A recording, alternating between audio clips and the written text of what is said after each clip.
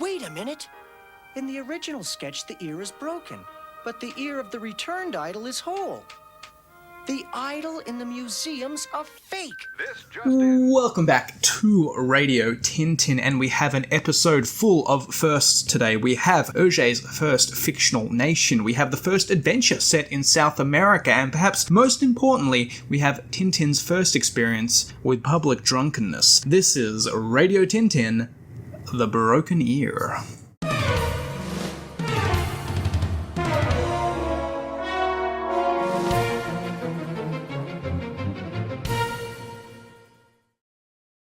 A wooden idol carved by the Arambaya tribe of South America is stolen from the Brussels Museum of Ethnography, only to be returned the following day. Tintin realizes that the replacement is a fake and sets out to find out what has happened to the original, which has no real value except to collectors. On the trail as well are two mysterious Hispanic men named Ramon and Alonso, with whom Tintin clashes repeatedly. Tintin finds himself in the South American nation of San Theodoras, where, through a well-timed revolution and a fair amount of alcohol, he escapes a firing squad and is made aide-de-camp to the volatile General Alcazar.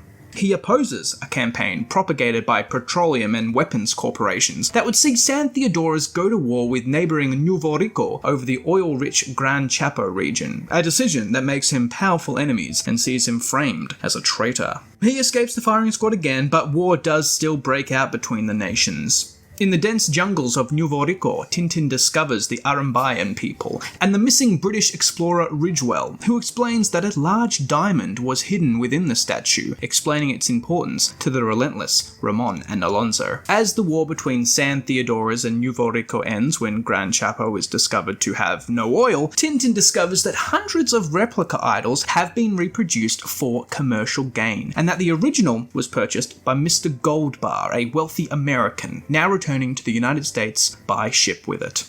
Managing to catch up to the boat, Tintin struggles aboard with Ramon and Alonso. His struggle for the possession of the fetish results in it smashing on the floor, upon which the diamond hidden within rolls overboard into the sea. Ramon and Alonso try to kill Tintin in their anger, and the three of them accidentally fall overboard as well. Tintin is rescued, but Ramon and Alonso drown.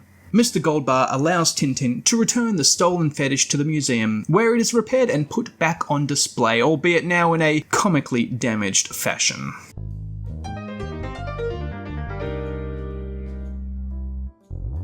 The Broken Ear was serialized in Le Petit Vetième between December 5th, 1935 and February 25th, 1937, making it the sixth Tintin adventure Hergé crafted as part of a golden period of uninterrupted creative output that would continue until the Second World War. Le Petit Vetième had lost the editorialship of Father Norbert Vallès, who was Hergé's professional and personal mentor and was a hugely instrumental figure in the creation of Tintin. But this had not stopped the public thirst for more adventures from the boy reporter, and by 1936, thanks to the uniquely insular nature of the European Catholic press, Hergé's hero would have a dedicated readership, not only in his native Belgium, but in France, Switzerland, and Portugal as well.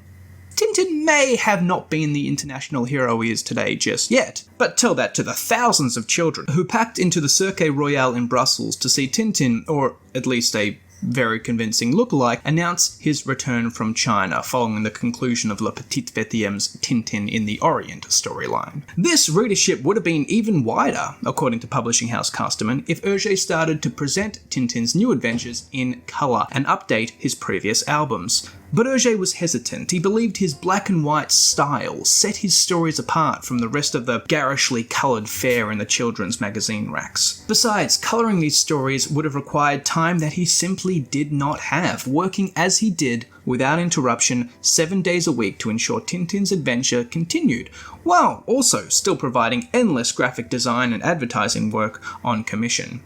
Now, he was assisted in his work, not least by his wife Germaine and assistant Paul Jamin, but he was a long way away from the streamlined collaborative process he would achieve when he established Studio Hergé after the Second World War. The adventures of Tintin, as well as those of Quick and Flupke, the gag-reliant Bruxelles street urchins that appeared alongside the boy reporter in Le Petit Vetième, were still spearheaded primarily by one person. To compound this workload, Hergé was visited in 1935 by the editors of magazine Corps Vaillant, who serialized Tintin's adventures in France, and they requested that he establish a new comic series. One that embodied the same sense of adventure as Tintin, but setting a better example by having a traditional family at the forefront of the adventures. The resulting series, The Adventures of Joe, Zet, and Jocko, starring a young brother and sister and naturally their pet chimpanzee, is worthy of a closer analysis, but it would prove to be no rival to Tintin. Hergé felt that the family dynamic was too restricting.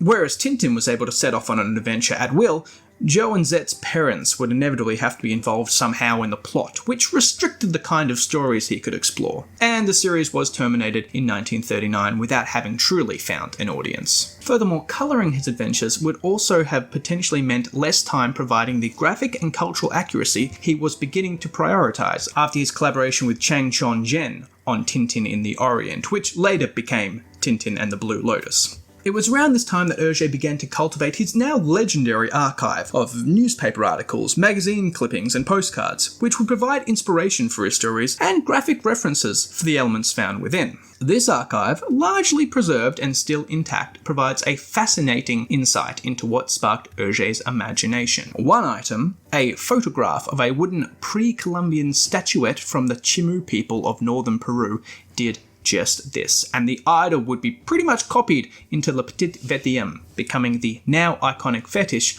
of the Arambaya, the stolen object that would send Tintin to South America.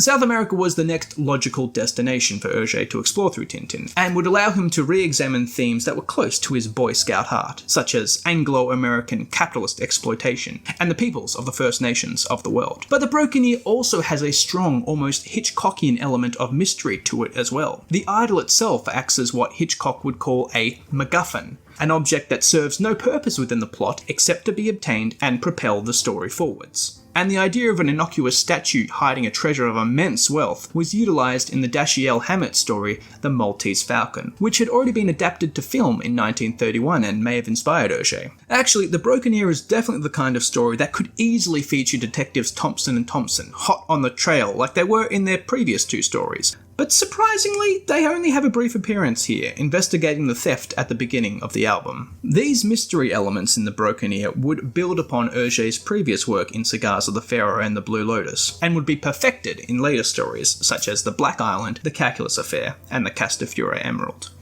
Their inclusion, however, does mean that the political messaging that was central to The Blue Lotus must inevitably take a back seat. However, it's still there. You see, another central inspiration for The Broken Ear was the Gran Chaco War, or Chaco War, which Hergé learnt about in contemporary current affairs magazines. The conflict was for control of the Gran Chaco region of South America, which was believed to be oil-rich, and it's generally believed that the war was spurred on by rival oil companies jockeying for exclusive drilling rights in the region, with the Dutch-British Shell company supporting Paraguay and American Standard Oil backing Bolivia. The war, seldom remembered in the West today, was waged from 1932 to 1935 and cost over 100,000 lives. It remained the bloodiest interstate military conflict fought in South America during the 20th century, and allowed Hergé another chance to explore the same ruthless capitalist exploitation that had seen the Native Americans marched off their land at gunpoint in Tintin in America. He also takes aim, pun very much intended, at the international arms trade, depicting the jet-setting arms dealer Basil Bazarov matter-of-factly travelling between San Theodoros and neighbouring Nuevo Rico to sell the same weapons to both governments of the warring nations. Bazarov is an undisguised satire of Sir Basil Zaharoff, the Greek industrialist and weapons manufacturer whose political connections and cunning business acumen made him a possible inspiration for Ian Fleming's arch-Bond villain Ernst Stavro Blofeld. I am Ernst Stavro Blofeld. What on earth are you doing in a variety show? Despite these very tangible connections to very serious issues in the world, the resulting critique is a pithy one at best, and Hergé never seems to give the impression he is quite as bothered by the actions of these oil companies and arms dealers as he was by the actions of, say, the Imperial Japanese government or the corrupt international settlement in China, as he displayed in The Blue Lotus. The fictional nation of San Theodoros is in sharp contrast to Hergé's vividly accurate China. a fairly bland approximation of all the stereotypical Banana Republic elements of popular imagination. A land of endless revolution led by military men of bloated self-importance. Now, much of this is, of course, attributed to the fact that there was no South American Chang who could advise the artist this time. The end result is that while the villains are undoubtedly the top-hatted Western capitalists, the South American people, as embodied primarily by the easily duped and ill-tempered General Alcazar, are seldom worthy of any true sympathy, and the plight of the 100,000 men who died in the real conflict is never explored. Similarly, the Arambayas serve to provide a little bit of native exoticism for the readers back home in Europe, but little else, and the reader isn't really left with the same sympathy they are for the indigenous peoples of Tintin in America, though the historical exploitation and violence suffered by the native peoples of South America is undeniably comparable, if perhaps less well documented, when Hergé was writing. Hergé is also guilty of retreading old ground when it comes to his depiction of non-European customs. The Arambayan witch doctor is jealous of the influence held by the British Ridgewell and conspires to see him killed in a dynamic last scene in Tintin in the Congo. Scenes in which Snowy is very nearly sacrificed, or in which ventriloquism is used to give the impression that a religious totem is speaking, are almost identical to those in Cigars of the Pharaohs. Chang was responsible for opening up Hergé's mind to the world, and there's surely no more moralistic extolling of the virtues of colonialism, but it seems that not all Europeans in the adventures of Tintin are yet worthy of equal representation. But to his credit, Hergé did maintain numerous elements on South American tribes in his archive, and he did take the time to consult academic sources, ensuring that there is at least a veneer of accuracy in his representations. Unfortunately, this accuracy doesn't extend to the backgrounds of some of these scenes. Artistically, the scenes set in the Nouveau Rico jungles contain some of the laziest backgrounds produced in the coloured editions of the Tintin albums. By page 52, Hergé has resorted to backgrounds consisting of a single shade of green, a cardinal sin for an artist with a reputation for perfectionism, and one that would never again be repeated. This shortcoming can be attributed in the original black and white album as Hergé's tight deadlines briefly catching up to him, and later being the first Tintin adventure to undergo the colorization process when Hergé finally agreed to Casterman's demands in 1943. Again, however, this was before he had found his ideal creative setup, and it seems impossible that the man who would go on to redraw many elements of the Black Island almost 30 years after first publication to better suit contemporary audiences would permit such an artistic transgression later on in his career.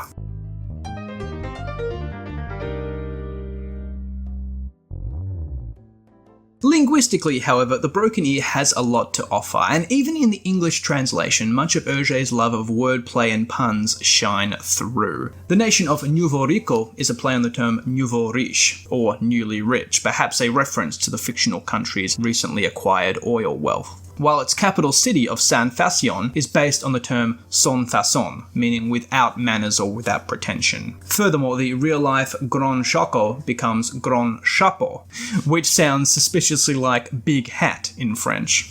Originally, the arms dealer Bazarov represented the fictional Viking Arms Company, a transparent reference to Zakharov's real-life association with the arms manufacturer Vickers, though this was later changed to Korrupt Arms, amalgamating the word corrupt with the famous German weapons dynasty Krupp. Additionally, the representative from General American Oil is renamed from Chiclet, a well-known brand of American chewing gum, to Trickler, which could be referenced to both his political trickery and the trickle of oil that he loves so much. In the French translations, the Arambayans speak a version of the Brussels-based Morolian dialogue, which would be a popular base language upon which Hergé would base many of his fictional languages in years to come. While written to appear like a foreign language, pronounced phonetically, it would be decipherable to those who knew. True to this spirit, the English translations have the Arambayas speaking a variant of the East London Cockney dialogue. Harry Thompson calls these passages a little tiresome, but that's a bit too harsh. Many readers will enjoy deciphering these panels, and it does go some way to compensate for the glaring lack of detail in the backgrounds.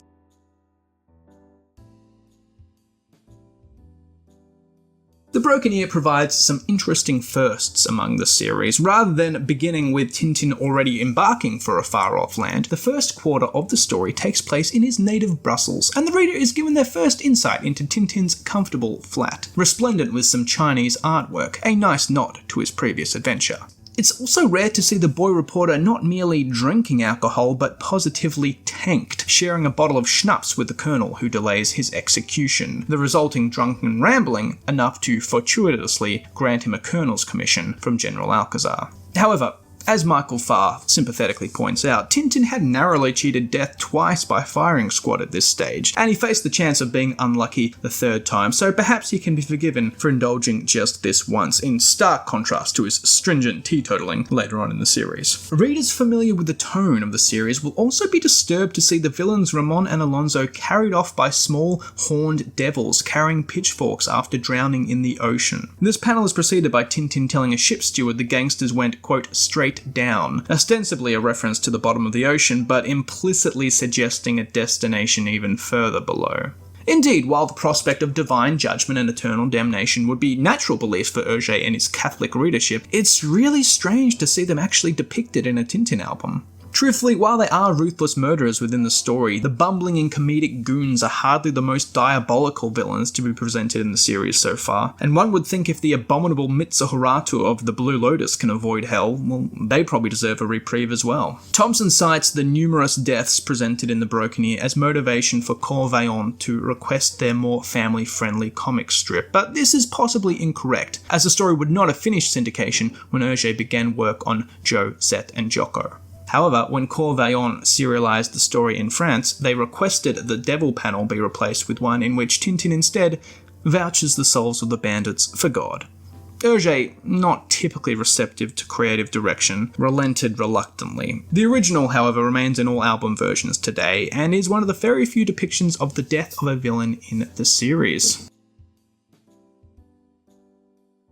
San Theodoras, along with its neighbouring Nuevo Rico, would be the first of many fictional nations created by Hergé as a means to explore the general socio-politics of a region without burdening himself with the stringent cultural accuracy he had committed to after depicting China in The Blue Lotus. The Broken Ear is perhaps most significant for its introduction of General Alcazar, who, despite wrongly believing Tintin to be a traitor upon their last meeting, would become a friend in later appearances, turning up in exile from San Theodoras in both Prisoners of the Sun and the Red Sea Sharks, having been deposed in his ongoing leadership battle with General Tapioca. Finally, the story would have something of a direct sequel in 1976's Tintin the Piqueros, Hergé's last completed Tintin adventure, which featured the first appearance of the often named Tapioca, as well as General Alcazar, Professor Ridgewell, the Arumbayas, and even the largely forgettable bandit Pablo in a return I don't think anybody really asked for, but was still a nice touch. As a side note, nothing really exemplifies just how long Hergé's work lasted, quite like the change in General Alcazar's attire,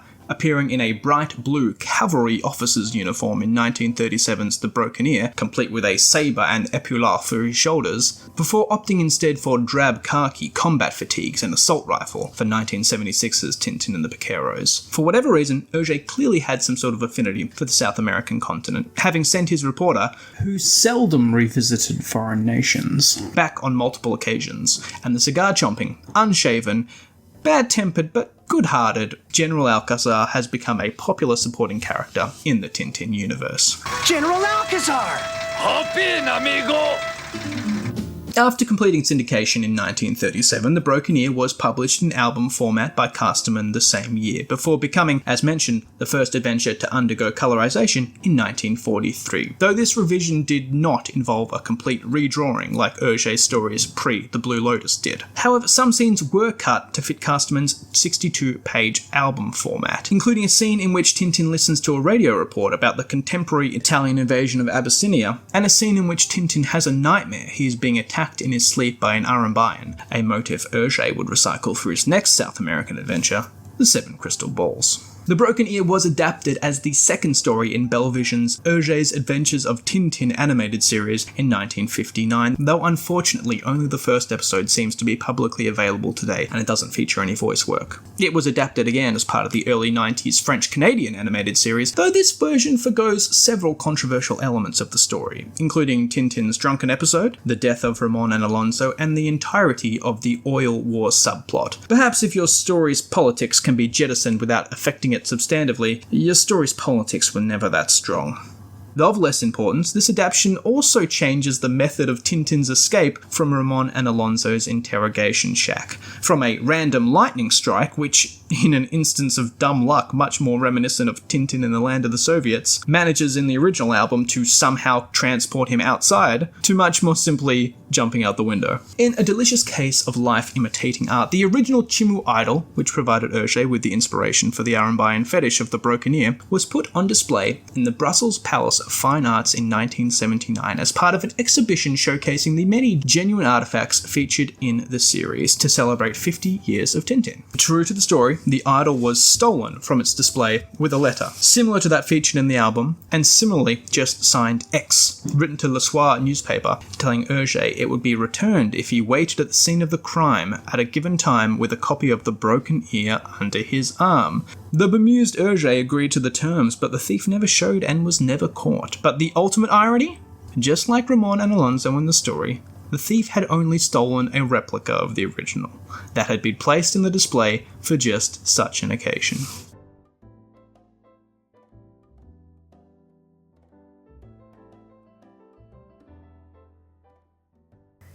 Well, I took to Instagram on @tintin.podcast to ask some of my followers what they thought about The Broken Ear and see if we can get a sort of consensus, a Tintin fan consensus. And I was really surprised by some of the comments. I'd like to go through them now. Jean-Francois Lehom says, beautiful artwork. I agree in parts. I think the Brussels scenes at the start are particularly good, particularly vibrant. Sergio Le Conforti says he likes it. Tintin Ligne Claire says, one of my favourites. It's still an old style that I love so much. Interesting story and full of adventures. I know what you mean by the old style. It's sort of difficult to track Hergé's artistic progression through the albums because, of course, he did the first 9 in black and white, but he changed his style over those 9. And then after those black and white ones, he started doing them in colour and recoloring old ones, but he didn't recolor them old ones in order. So with The Broken Ear, we have an example of it being the first to be recolored, but it wasn't completely redrawn as, say, Tintin the Congo or Tintin America was. So for that reason, it's in colour,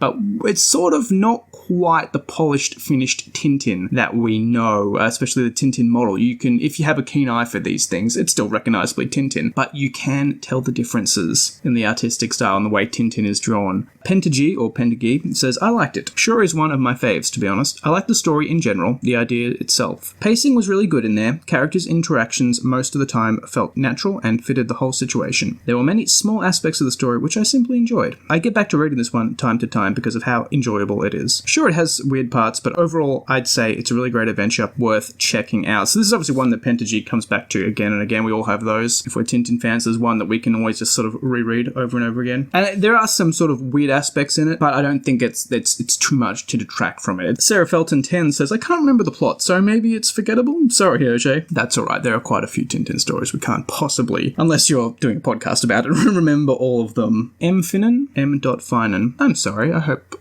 one of those mispronunciations was correct, says, it's memorable for the introduction of Alcazar and the Arambayas, and one of the first comics to introduce some of the beautiful jungle scenery by Hergé that reappears again and again in other albums. Alonso and Ramon are entertaining and memorable side characters, but I think compared to the Blue Lotus and Black Island that come before and after, it's maybe a little outshone by such iconic stories framing it in the canon. Yeah, so in regards to the jungle scenes, I think it gets a lot better from here. You know, I made my thoughts on the jungle backgrounds in some of the scenes in this very clear. I think they're very, very lazily done, and it wouldn't happen again. And if you look at Hergé either redrawing old jungle scenes, such as in Cigars of the Pharaohs, or doing new jungle scenes in Tintin the Picaros many years later, vastly superior to what we see in The Broken Ear. I agree about Alonso and Ramon being memorable characters, adding a bit of humour to these henchmen, which I sort of said in the earlier stories was really lacking. The sort of bad guys with no personality sort of plagued maybe the first 3 Tintin stories. And I know what you mean by its place in the canon. So, in my opinion, it's one of the few books wedged between The Blue Lotus, which is regarded as Hergé's first masterpiece, and I think the next really important part in the series, which is the introduction of Captain Haddock in Crab with the Golden Claws. And Broken Ear is one of the 3 stories that sort of fall between those, and I think because of that it might get overlooked a bit, which may be why Sarah Felton 10 says she couldn't remember it. Leaf Does Cosplay says, in terms of its placement in the series, it's kind of a transitional book in my opinion. Now here we go. It has a lot of the older books, i.e. Soviets and Congo, structures of vignettes to some extent, but it's connected in a narrative like in Blue Lotus. A couple of other comments mention that it's placed between 2 much stronger books, and I feel like that's apt. The biggest thing that struck me from Broken Ear is the ending image of Ramon and Alonso getting dragged off to hell, something that never really shows up in Auger's work again. No, it doesn't, and that scene never does show up in any other books. But even you know, as I mentioned in the review, it was sort of kind of shocking at the time. You know, it's all right to go with some of these older stories, oh, that's just what it was like at the time. But I don't think it was well received by a lot of the magazines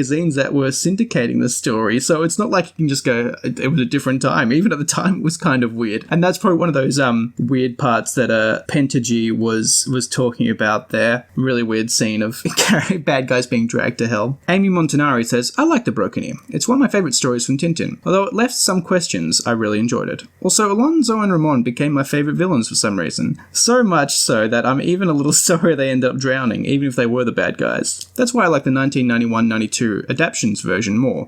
I think if the original had just arrested them, there was a better chance of bringing them back, and a good option, in my humble opinion, would have been in Tintin and the Vaqueros, even in a cameo. Yeah, so another person sort of getting struck by the very uncharacteristic death and subsequent dragging to hell of the main villains. You know, it's not just that villains didn't get dragged to hell in the comics. They didn't often die in the comics. It was sort of increasingly rare that the villains would die somehow. In that regard, the decision, as you mentioned, of the animated series to forgo that is a lot more keeping with the tone of the series, and also because, I don't know, in 1991 I think probably having villains drown and then dragged to hell is probably not gonna fly that well. And yeah, absolutely bring them back in Tintin the Vaqueros. You know, we'll talk about Tintin the Vaqueros more when I get up to it, although at this rate it's going to be many years before I get to Tintin the Vaqueros. That's really a direct sequel to The Broken Ear. It's set in the same country and you get so many returns from previous characters. Even Pablo.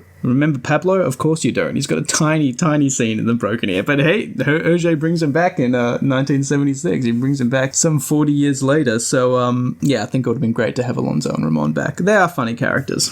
GT Avaledo, I hope I'm mispronouncing that correctly, says, among my favourites, but I understand that it is a bit of a letdown after the Blue Lotus. Yes. Numerous reasons why it doesn't seem to match the heights of the Blue Lotus. It might be the emotional resonance just isn't there. There's no sort of personal friendship like there is between Tintin and Chang in the Blue Lotus. And there's not sort of this really humanitarian message about tolerance that we get in the Blue Lotus either. So in that way, it is a bit of a step down. But we've all got our favourites that we like for one reason or other. And for similar reasons, Federico, I should say. He comments, the first Tintin book I read, I was 9 years old. Not my favourite, but surely very special. Yeah, and you're always going to come back to that first one you remember. Even if, you know, looking back, it's maybe not one of the best.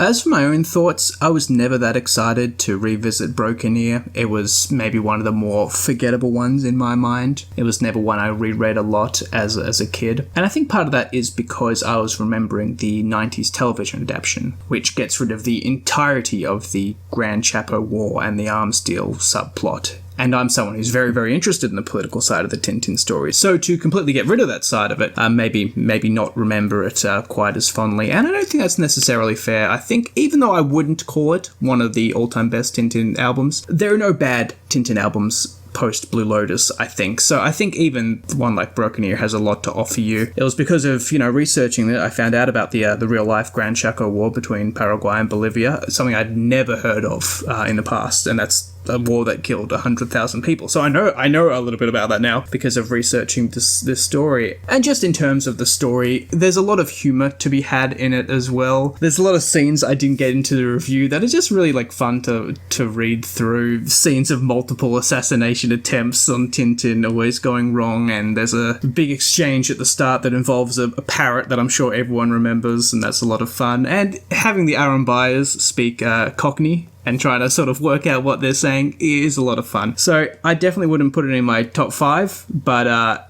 there's still a lot to be gained. Definitely not a bad Tintin story. A big thank you to everybody who took the time to write in and let me know their thoughts on The Broken Ear. And I would encourage everyone listening to get in touch with the page on Instagram at tintin.podcast. That's tintin.podcast on Instagram. I would also encourage you to check out the website at latterichard.com/Tintin, LATTERATURE.com/Tintin, for lots of sort of longer things that maybe can't be included on the Instagram page.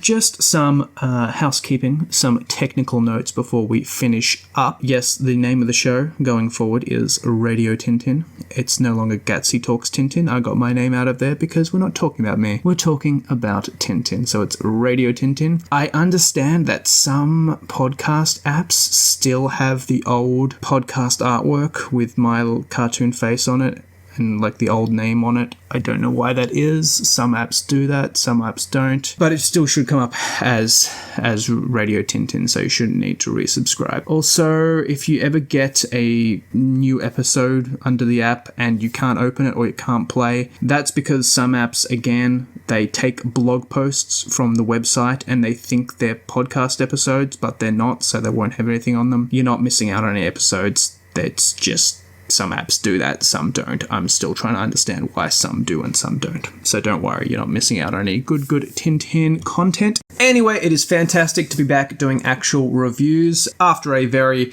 relaxing Christmas holiday, and I hope you had a very relaxing Christmas holiday as well. And then on the Instagram page, we had a hashtag Haddockversary celebrating 80 years of Captain Haddock and going through some of his best moments. But we are back to just doing standard, good old Tintin reviews, exploring not only the books, but you'll see I've got some very special episodes planned. There'll be no strict schedule in terms of uploads, but rest assured, if I'm not uploading something, I am reading and researching and writing something, along with some other projects I have going as well. So I hope you have enjoyed this episode, and I hope you are very excited for our next review, and I know I am because it is of one of my all-time favorite Tintin albums. We're going to be looking at Tintin and the Black Island. But until then, Tintin heads, great snakes, this has been Radio Tintin, and thank you for tuning in.